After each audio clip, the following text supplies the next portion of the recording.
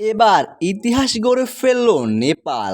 দুইবারের টি-20 বিশ্বকাপ champions West ইন্ডিজকে 90 রানের বিশাল ব্যবধানে হারিয়ে মাত্র 83 রানে অল আউট করে দিয়ে 2-0তেই সিরিজ জয় করে নিল নেপাল।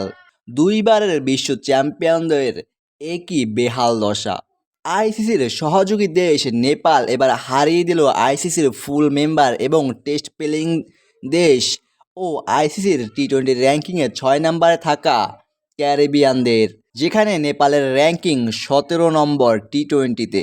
সিরিজের দ্বিতীয় ম্যাচ আগে ব্যাট করতে নেমে মাত্র 6 উইকেট হারিয়ে 173 রান সংগ্রহ করে নেপাল, যেখানে নেপালের হয়ে ওপেনার আসিফ শেখ অপরাজিত থেকে খেলেন 47 বলে 68 রানের দারুণ এক ইনিংস ও সন্দীপ জোড়া করেন 63 রান 39 বলে।